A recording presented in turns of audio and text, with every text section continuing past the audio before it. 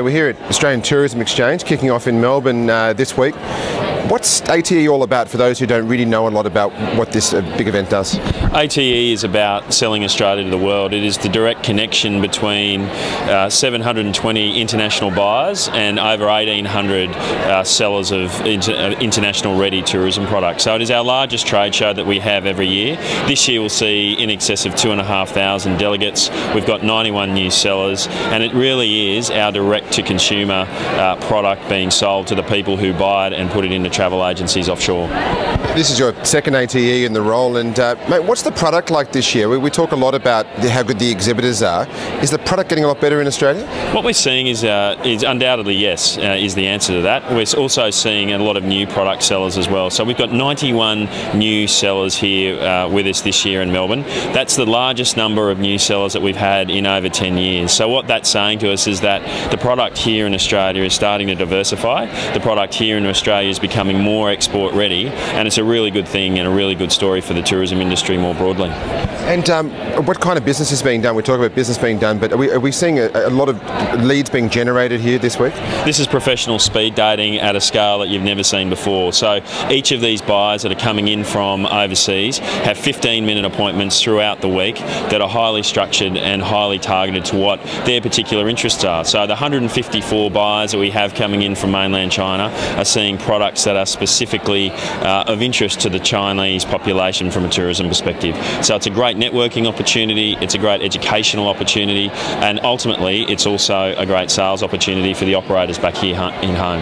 And what kind of product does everyone want? Are the new hotels the talk of town, or is it new experiences? It's a combination of both. With new product, when it comes online, buyers want to know about that, so that's where the education piece comes into it. But increasingly what we're seeing in Australia is that people want experiences that the locals do. So international travellers now are becoming far more discerning, far more sophisticated, and they want to see new experiences. So we are starting to see that. Tomorrow, for example, down on the Mornington Peninsula, we'll be hosting some sellers that have come in from offshore that are looking at our best of products, so our ultimate wineries, our luxury lodges of Australia. So those type of products and experiences are becoming more and more popular for the international traveller. Now, you're not charged with promoting domestic tourism in Australia, but this is a big promoter of domestic tourism accidentally.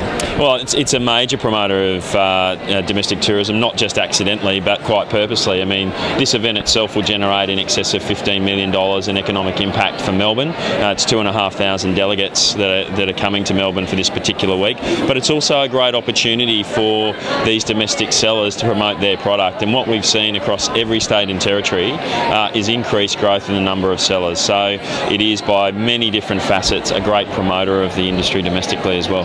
And when it comes to experiences in Australia, what do the travellers want now? What's on the list? What's the top three on the list in Australia?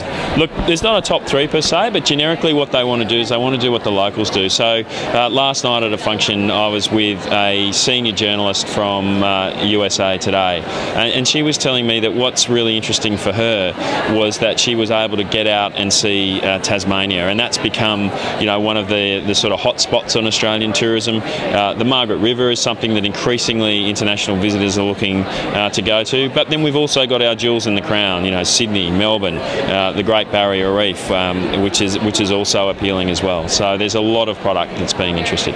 You did a great job promoting Australia to the world from a restaurant and culinary perspective. How's that gone down since that campaign's finished? Yeah, we've been really pleased with the results of Restaurant Australia. We've seen a 22% increase in the perception of Australia's food and wine offering to people who haven't been to Australia before, which was one of the key objectives. We've also seen about a 5-6% increase in the amount of money that international visitors are spending on food and wine when they come to Australia as well. So it's been very beneficial. And then there's some stories off to the side. We've seen the great story, The Rise of Sepia, a restaurant out of Sydney, Martin Ben and Vicky Wild. They recently went to Eric Repair's restaurant in New York, La Boudin, and they closed it down and hosted 20 of the United States' most influential media. So there's been some great results out of the campaign. Now, it's all good news for tourism at the moment. You've had American Airlines are going to start flying to Australia for the first time in about 30 years, and Etihad Airways, one of the sponsors of this, have gone and put new aircraft into Australia and more Chinese carriers launching routes. This is a pretty exciting time for Australian tourism. It is a golden time, but it hasn't happened by accident. I mean, there's been a lot of work that's gone on over the last number of years of putting in place the Tourism 2020 strategy, which really united the industry, gave it a quantifiable target.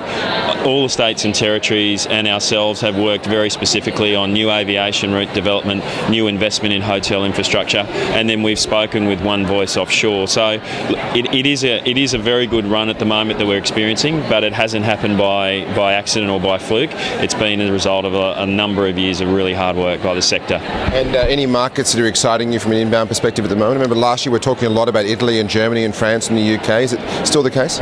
Yeah, look, it is. Our traditional markets have gone through a resurgence of late, backed on the basis of increasing consumer confidence in those markets. I think one of the exciting markets for us over the next 12 months will be the United States. We've just seen the announcement in recent weeks of the increased capacity, not only by American Airlines but also by Qantas Airways with their new services into San Francisco as well. And I think that all augurs well for that market to continue to grow as it has done over the last 12 months. We'll still see very good growth and very strong growth come out of China, but it's really important that we take the approach that we have a balanced portfolio, and that's certainly what we'll be doing over the next 12 months. And last but not least, $1 at about 78 cents is pretty good for outbound and inbound tourism, isn't it? No, look, it is, but certainly it's consumer confidence really does drive inbound tourism. So if you're feeling safe in your job, you're feeling secure at home with your dollars and cents, you're more likely to make that decision to travel internationally. So from that point of view, consumer confidence drives a decision offshore, but then when they get here, the currency certainly does help with the amount of expenditure that they make here in Australia as well. And Modern Family came down here. We had all the TV hosts all down here. Everything's happening in Australia. Anything you're going to launch soon? Any secrets you can tell us about what might be coming up next? Look, we've made a bit of an announcement about a really exciting project we're doing with Sir David Attenborough on the Great Barrier Reef, which will be, as exciting and as important as great initiatives like Modern Family, like Oprah. This particular program will focus on one of our jewels in the crown. It'll go to over 180 countries on a distribution level, and you've got some authenticity and some advocacy from a guy who is unchallengeable in this particular space. So that'll be part of our spearhead into a push to really focus on our coastal and aquatic assets alongside of Restaurant Australia, and as part of There's Nothing Like Australia. So that's certainly one of the things that we're very excited about coming up this year.